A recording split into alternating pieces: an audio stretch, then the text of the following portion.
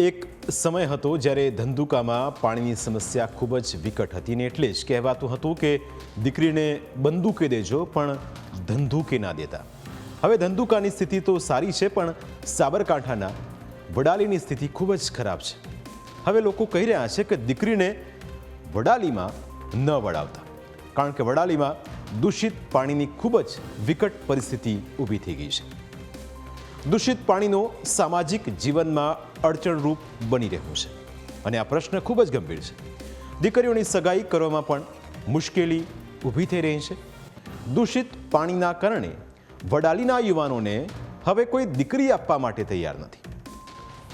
નગરપાલિકાની નિષ્ફળતાના કારણે સમાજ જીવનમાં કેવી વિકટ સમસ્યાઓ ઊભી થતી હોય છે તેનું આ મોટું ઉદાહરણ છે. અહીંયા પંચાયત હતી, પંચાયત વેગરી જતી રહી.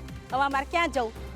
એ લોકો તો સાંભળતા નથી. એ લોકો કે પાણીનું ટેન્કર નહીં મૂકા, મારા ઘરે આવીને જુઓ પાણી જ નથી ટાંકામાં. અમારે શું કરે? રોડે તૂટી ગયા છે, રોડે રિપેરિંગ કરાવો. નળ કનેક્શન પેલા નળનું તૂટી ગયા છે પાઇપો, એ પણ રિપેરિંગ કરાવો. શું કરવાનું અમારે? શહેરના માણેક ચોક વિસ્તારમાં રહેતા વૃદ્ધા ખૂબ જ ગંભીર બીમારીનો સામનો કરી રહ્યા છે. શહેરમાં રોગચાળાએ માજા મૂકી છે, તેમ છતાં સત્તાધીશોના પેટનું પાણી હલતું નથી. વડાલી નગરપાલિકાએ રોગચાળાની નવી સ્કીમ બહાર પાડી છે. આ સ્કીમ હેઠળ ગટર જેવું ગંદુ પાણી આપવામાં આવે છે અને સાથે સાથે પેટનો દુખાવો, ઝાડા ઉલટી, કમળો, કોલેરા જેવી બીમારીઓ તે ફ્રી આપે છે. પાલિકાના સત્તાધીશો ગટર જેવું ગંદી પાણી પૂરું પાડવાનો પણ દર વર્ષે ટેક્સ વસૂલે છે.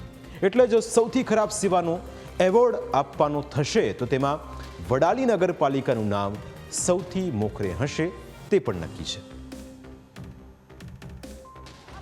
નવડાવું દોવડાવું, સંડાસ બાથરૂમ બધું લઈ જવાનું. અમારે કેવી રીતે પાણીની વ્યવસ્થા કરવી? સવારનો ફોન કર્યો છે તો બી ટેન્કર આજ દિન હજી હાલ સુધી આવ્યું નથી. આમ અમારે વ્યવસ્થા કેવી કરવાની ઘરમાં? પાણી એકદમ ખરાબ, ગટરના પાઇપલાઇન જેવું મળે છે અમને. એકદમ કાળું કાળું મેસ. જે સમસ્યા એકદમ જોવા જઈએ ને તો કહેવાય જ નહીં કે પાણી નગરપાલિકા મારા માટે પાણી કોઈ પૂરું પાડતી જ નહીં. એવું કહીએ તો બી ચાલે, કારણ કે એકદમ આવે છે ને પહેલાં 15 મિનિટ એકદમ ખરાબ પાણી આવે છે અને પછી 15 મિનિટમાં મારું હજ ભરાતો નથી. અમારા ઘરમાં અમે 10 જણ છે, તમારી વ્યવસ્થા કેવી રીતે કરવાની? 10 જણની અમારે દર અઠવાડિયે ટેન્કર મંગાવવું પડે છે.